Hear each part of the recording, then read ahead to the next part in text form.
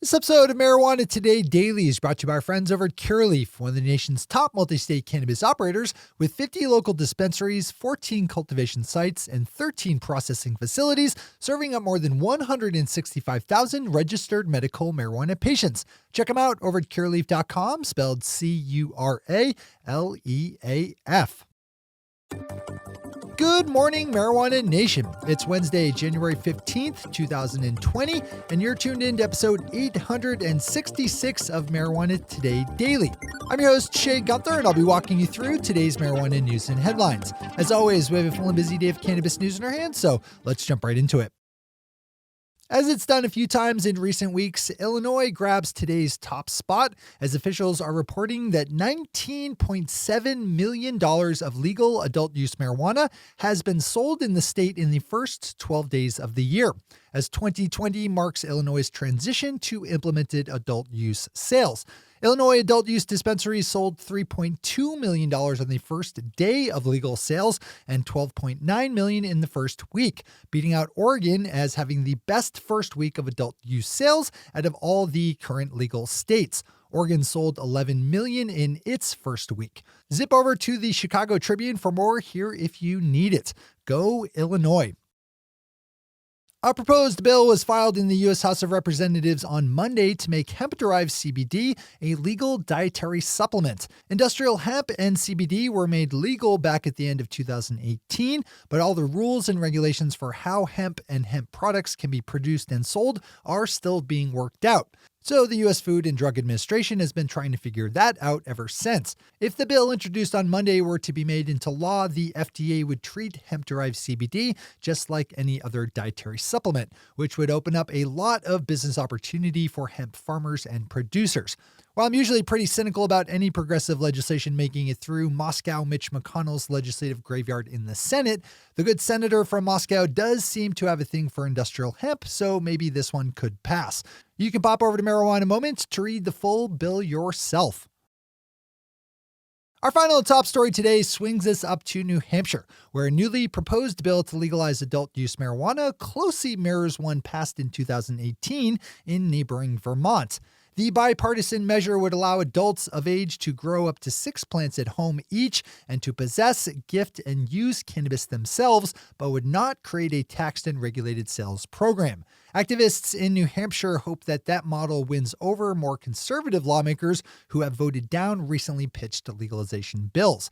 New Hampshire's Republican Governor Chris Sununu is also a diehard prohibitionist who has said he'd veto every sensible progressive cannabis policy reform bill put in front of him, so that's something to factor in here. Those are our top stories for today. It's time for Marijuana Today Daily Headlines Blitz. Before we blitz in headlines, let's quickly thank our sponsor, Curaleaf, one of the nation's top multi-state cannabis operators with 50 local dispensaries, 14 cultivation sites, and 13 processing facilities, serving up more than 165,000 registered medical marijuana patients. Swing over to curaleaf.com, spelled Curaleaf, to check out the closest Curaleaf shop to you, because there's no better way to experience the Curaleaf difference than by making a visit yourself. You'll see right away the emphasis that Curaleaf puts on customer education as well as research and development, as their 3 main retail lines are designed to cover the full legal cannabis spectrum, from Curaleaf Medical Marijuana through Curaleaf Hemp and Yuku Craft Cannabis.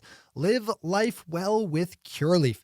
And while you're over at curaleaf.com, you can also spend some time learning about Curaleaf the stock, now traded up on the Canadian Securities Exchange under the symbol CURA. We're super happy to have Curaleaf as our exclusive multi-state cannabis operator sponsor here at MJ Today Media, and appreciate the support of everyone over at Curaleaf in helping make today's news possible. All right, time for the Blitz. Marijuana Business Daily's chart of the week shows how Ohio's first year of medical marijuana sales compares to Illinois, Maryland, and Pennsylvania. I think Eli McVeigh put it well in his title, saying Ohio's first year was, quote, good, not great, unquote. Ohio's medical marijuana dispensaries did just over $58 million in sales in the first year, compared to Illinois' $36 million and Pennsylvania's $132 million. Maryland brought home a healthy $95 million during its first year of medical marijuana sales. The other part of the chart shows healthy growth in the number of dispensaries in Ohio, which started off at just 5 last January before growing to 46 by December. So we'll likely have much better numbers next year out of the Buckeye State. Canadian marijuana biggie Aphria just released its financial results from the second quarter ending November 30th, with the company seeing total net revenue of $120 million Canadian, down 4% from the previous quarter, but a touch over 450% from the same quarter last year.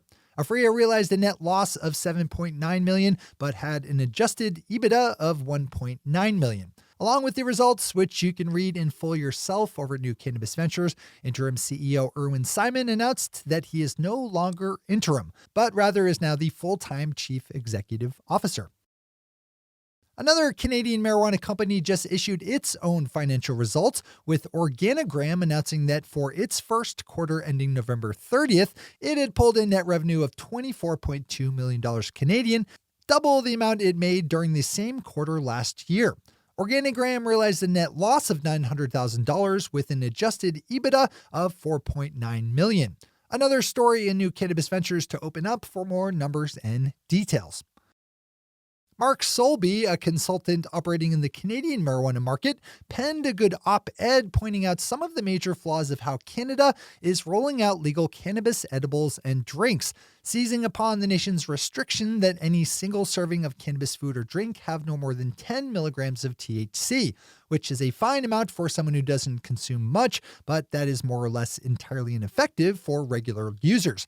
This is certainly a market that will evolve and eventually migrate more fully down here to the States, so I'd pop over to this one to give it a read. Marijuana Moment is back with a great interview with Oregon Congressman Earl Blum, who spoke about the hearings being held today in Washington, D.C. by the House Energy and Commerce Subcommittee on Health on 6 marijuana-related reform bills. Congressman Blumenauer, who is counted among our industry's top legislative supporters, said he is quote-unquote very encouraged by the hearings being held. This is another one you should read in full yourself. Lots of good insight to be found.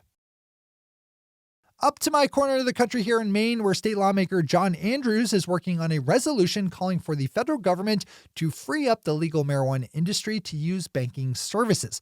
This ancient storyline, at least as ancient as things get around here, concerns restrictions on banks and financial institutions from working with legal marijuana businesses.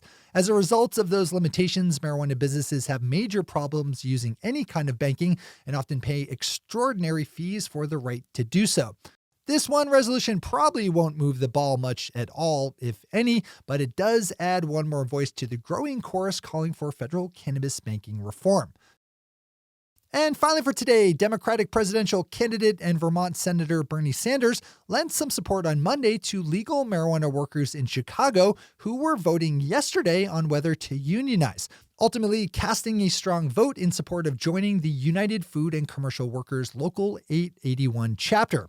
Senator Sanders retweeted an article in Crane's Business Chicago about the planned vote, writing, quote, "Workers in the cannabis industry deserve respect and fair wages. I encourage Cresco lab workers in Joliet to vote yes for the union on Tuesday. As president, I will lead the fight to double union membership in this country," unquote.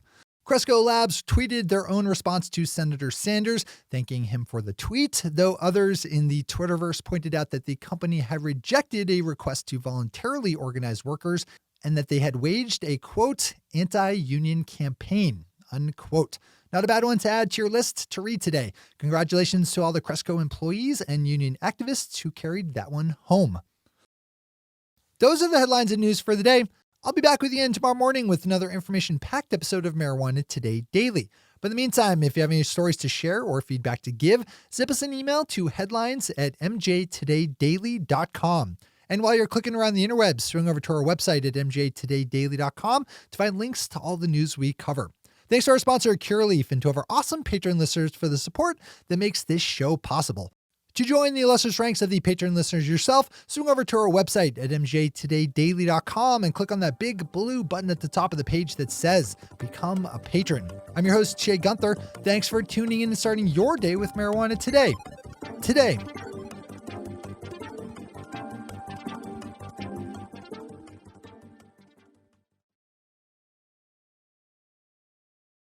One take, Shay. One take.